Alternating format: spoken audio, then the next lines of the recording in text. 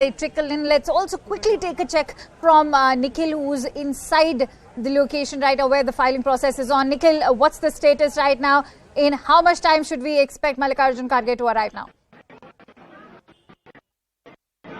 Kansha, in any minute from Mallikarjun Kharge, he will be first seen on the frame for News 18, and all the eyes are now waiting for him. In fact, he has already arrived. He's sitting inside in one of the near Mukul Vasnik's chambers. So from now he's seen offering. You can see all the eyes are now waiting for particular space for those people, those countries.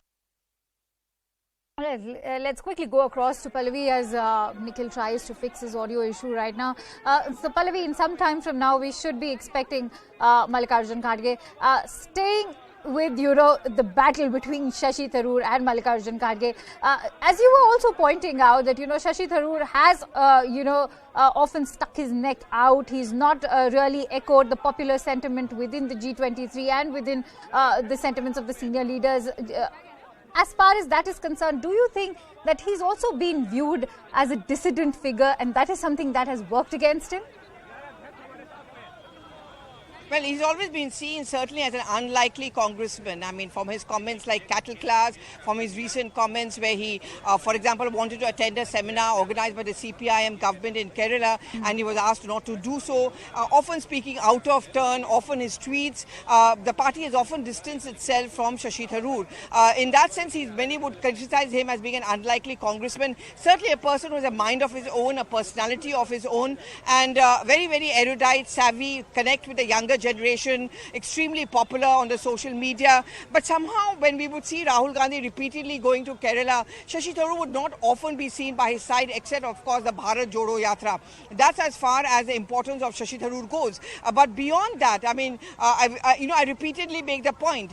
Yes, they say officially on record that everyone has a right to contest the elections. But I think the underlying factor in all of this is the issue of trust. The trust deficit, which was seen in Ashok Gehlot, the same amount which they saw as far as Shashi Tharoor is concerned. Because if it hadn't been so, the arrangements which you are seeing over here, the crowd you are seeing over here at the AICC headquarters for Mallikarjun Kharge, where he's officially going to file in his nomination papers in a short while back, I think this endorses and plays out the fact that Kharge seems to have become the official choice, mainly because he's got the trust of the Gandhis. They don't feel threatened, they don't think he's going to go rogue, and he's of course going to put the party before self. I think that was the most important factor. In the case of Ashok Gehlot, they were very upset about the fact that when push came to shove, he wanted to be both the president as well as the chief Pallavi, minister. I'm going to request you to stay with us. Digvijaya Singh is addressing the press right now. Let's quickly listen in.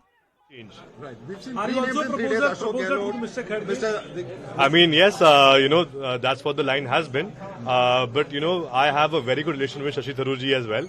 And, whoever wins, I think it will benefit the Congress. Last question, how do you see this decision? How do you see the decision of your father? Not as a leader, as a son. I think in both ways. So you see, since I've known my father since I was born, and throughout my life, he is a die-hard congressman. Whatever our family is today is because of the blessings of Congress party, of the people of Madhya Pradesh, of my hometown Raghugarh, and of the Nehru Gandhi family, because they have given us the opportunity that we have got. From him being an MLA in 77 to a minister in 1980 to a member of parliament in 84, PCC president, chief minister in 93 for 10 years, and after that as a AIC general secretary, and then Rajya Sabha member of parliament. It is all something which has been given by the Congress party for him, and even in the future, we will work day in, day out for the Congress party and for the country. All right, let's quickly go back to Pallavi. Pallavi, we just heard what Jaivardhan Singh, son of Digvijaya Singh and Congress MLA, had to say. This indeed is becoming a very crucial battle, but as you said, it's very clear that Mallikarjun Kharge has an advantage over Shashi Tharoor. Having said that, and when we talk about that advantage, we also know that if he is hypothetically also, if he is appointed as the Congress president, he will have to now step down from the position of being the leader of the opposition. And that means that he will now be paving for a new position as well.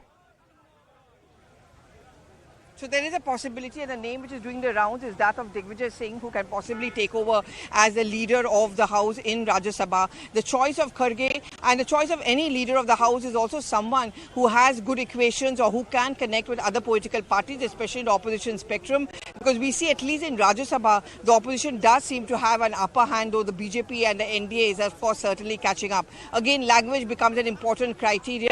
Adhir Ranjan Chaudhary, for example, has often gone into trouble because he's not been very comfortable with Hindi. Kharge certainly has been. His stature, his seniority, these very, very important factors in the August House, that's Rajya Sabha, the House of Elders, when you choose a leader of the opposition, a leader of the party. So as of now, what we are being told is Digvijaya Singh is likely to be the leader of the party in Rajya Sabha. So that's one important key point which comes out. But naturally, one man, one post, Kharge is unlikely to be both the party president as well as the LOP, though nothing stops him from being so. But because that one man, one post resolution has been passed, I think the Congress kind of want to stick to that. But the Congress, Mr. Kharge, when he becomes a party president, is taking it up in many challenging times. The party is in a state of disarray. It's in power completely on its own, only in two states, Rajasthan and Chhattisgarh. In Rajasthan, things are not looking very good. And of course, and look at the irony of it all. Kharge plus Ajay Makar were the two observers who actually went to Jaipur. And one of the first messes which Rajasthan he may have to deal with if Sonia Gandhi doesn't bring a solution to that problem is actually going to be that of Rajasthan. So he understands his connections, his seniority is something which can go to his advantage. And just before I come back to you, the biggest challenges for Mallikarjun Kharge, of course, is to get the Congress together, to win elections. The first two big elections which are going to come up as soon as he takes charge is that of Gujarat and Himachal. If the Congress party needs to do well, if it doesn't do well, again, those are the challenges he faces. The drums are beating, so I think in a short while from now we can expect an official kind of a nomination also taking place. I think that should be taking